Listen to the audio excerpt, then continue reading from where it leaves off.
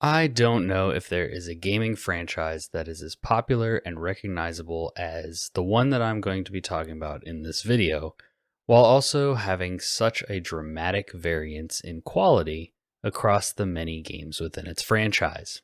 If you aren't aware, I'm talking about Sonic the Hedgehog, a gaming icon with the potential to rival Mario, except that the many games, TV shows, comics, etc. in the franchise can't seem to find a consistent level of quality. In this video, I'm going to be talking about one of the games in the series that isn't looked upon by fans as one of the good ones, but is it still a decent option for your kids?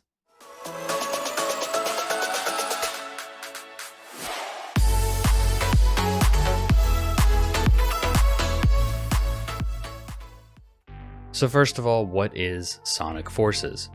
Sonic Forces is a 3D Sonic game that was released back in 2017. What 3D means is that the game plays from the perspective where you're behind the character, you're running through the levels, you have a little bit more control over the camera and the perspective, but this particular Sonic game also blends some of the classic gameplay, meaning that there are some levels or some sections of levels that are played from the 2D perspective, moving from left to right, right to left, and Sonic Forces is one of the Sonic games in a post-Sonic Mania world where they combined those two different gameplay styles, but probably the primary gameplay that you will be doing in this game is the more modern 3D running, looking behind the character, running forward, kind of on a track. The other thing that was unique about Sonic Forces is that it was aiming for a darker tone. The premise of the game is that the villain wins in the beginning, setting up a sort of ragtag rebellion story similar to the original Star Wars trilogy, where you have this small group of heroes fighting against overwhelming odds, the Empire, and it's your job to take back various territories throughout the various levels that you play in the game and win the world back over for good. The other interesting new mechanic that Sonic Forces introduced was letting you create your own playable character. Primarily in Sonic games, you would play as Sonic. Maybe you would play as Tails or Knuckles or Shadow or some of the other named characters, but in this game you actually get to create your own little anime animal to play as. I read something in my research for this video saying that the designs for the playable characters were inspired by fan art for the game, and reading that kind of makes sense after seeing the creatures that you can make and then the customizable characters that the Sonic community at large has made in this game. The level structure is mission-based. It's not open world, it's not open zone. You start out on a menu screen and you pick which level you want to launch into, and then depending on which level you pick, that will determine the style of the level, the goals of the level, what you're doing. Each level is scored, which is pretty traditional for Sonic games, meaning that the better you do, the more collectibles you find, the faster you complete the level, you'll get a higher rating, a better score at the end. So if you are a completionist or if your child is a completionist, this game does provide the same amount of replay value that most Sonic games do. So with all that being said, let's talk about some of the things that as a parent might be worth knowing about this game. So from the parent's perspective, I think that the visuals are good. I played through this entire game on the Switch and thought it looked fine. And then when I captured gameplay for this video, I did it on my PlayStation and it obviously looked a lot better there. But overall, character designs look good. Everything looks pretty much exactly like you would expect from a Sonic game. Very cartoony, stylized. I think it's perfect for a kid's game. Even though it is a kid's game, this game does dabble in some darker tones of, the bad guys winning in the beginning, the good guys having to fight for every little scrap of hope they have. It's obviously done in a pretty corny and cheesy way in this setting, but it can be a good entryway into maybe talking to your kids about these kinds of themes, maybe a good first foray into this type of storytelling. Like I said, it's definitely not too intense or too intimidating or over the top. I don't think that it's gonna really traumatize any kids at pretty much any age. It's still a Sonic game at the end of the day, but it is a Sonic game that touches on like the themes of, you know, the bad guys kind of win at the beginning. So I do think that is an interesting angle and could make for some good potential conversations between you and your child. Something else that I personally like is being able to make your own character. I like being able to create a character in a video game. I spend a lot of time in character creation menus, typically in video games that I play. So just as a personal preference, being able to do that in this game, I think is fun. I don't think it's a very elaborate or special character creator, but for a Sonic game, it's fun. And I also think that it's something that kids will like, being able to make their own character and kind of put themselves in this story. The mission-based gameplay and just the classic Sonic gameplay of either the 2D left to right or the more modern perspective, neither of those are too complicated. They're both really straightforward. So this isn't a game that your kids will struggle too much with understanding the concept and seeing like, oh, I need to get from point A to point B. Where there may be struggles is when getting to point A or from point A to point B is hampered by just the technical issues of the game. This game has some jank, it has some glitches, it has some problems like that that can definitely be frustrating, especially if you're a child and you don't really understand why that's happening or if it's part of the game. So those kind of things can definitely impede progress and cause some frustration, but the gameplay itself, what you're doing in the game, isn't anything that a child should struggle with.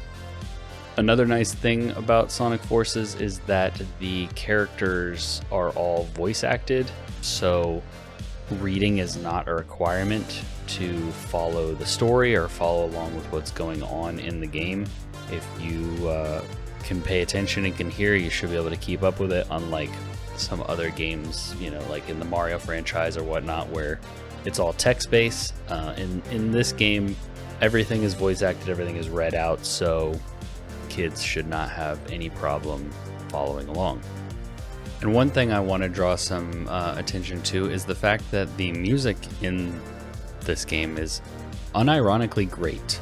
Sonic games pretty much always have good to great music, and I remember playing through this game when I played it initially, thinking that the music far surpassed the quality of the game itself. So definitely something to keep in mind or look out for if you decide to play this game for yourself. The music is great, probably a little bit better than it needed to be.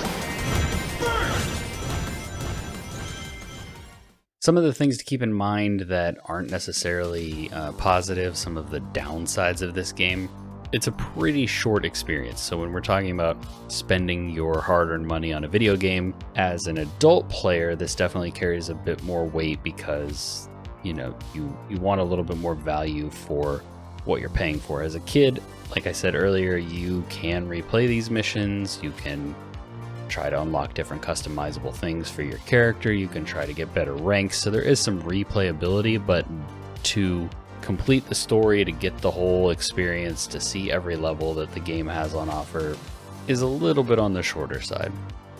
And the other thing I want to draw some attention to when we're talking about more negative things is something I referenced earlier, but it's janky. Whether it's not, like, it might not be a glitch or a bug necessarily, but like the character doesn't control as well as you would like them to. You're gonna miss some jumps, you're gonna miss some prompts, you're gonna die, and it's not gonna feel fair.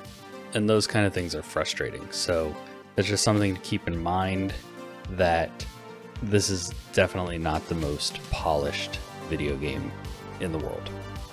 Now I want to shift over to looking at this game from the perspective of a child.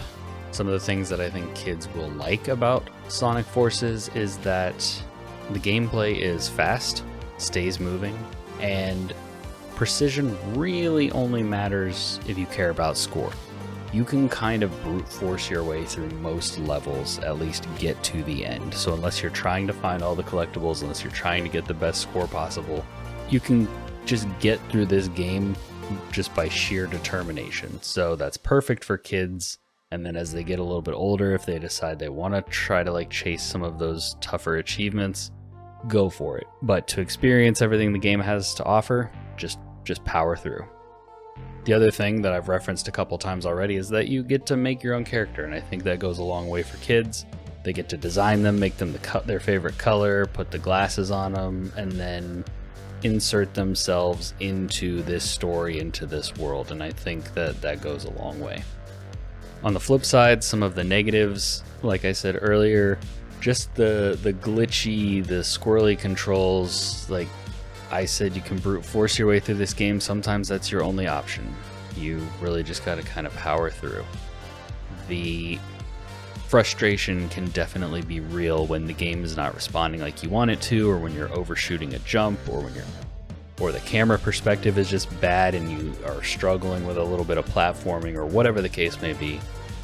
Sonic games traditionally struggle with this aspect, but it's pretty prevalent in Forces.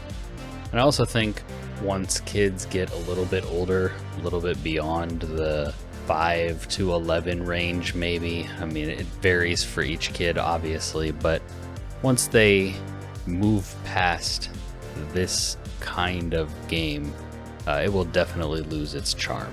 Similar to playing this game as an adult, like there are a few things to like about it, but overall, there's just a lot of other better games that you could spend your time on. Which leads me into my verdict for this game. What would I rate Sonic Forces? I'm going to go ahead and give it a 3 out of 5 stars. It's not completely broken. It's not the worst game ever, but there are better games that you can spend your time and money on. And for that matter, there are better Sonic games out there that you could spend your time and money on. A game that I plan to review on this channel, Sonic Frontiers, is a better option. Sonic Mania is great if you like the old school 2D Sonic games.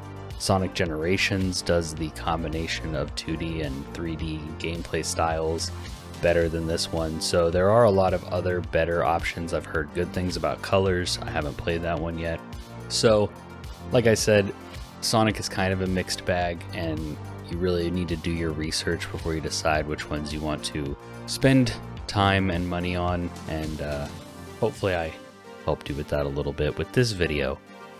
If this game is on sale, if your kid really loves Sonic and has played all of the better ones, this isn't the worst option in the franchise, but overall it's not one that I would recommend that you rush out and buy. But what do you think of Sonic Forces, and what do you think is the best Sonic game? Let me know in the comments below. And if you like what I'm doing with this channel and the videos that I'm making here, please support it by subscribing and leaving a like on this video. That's all I've got for this one. I will catch you next time.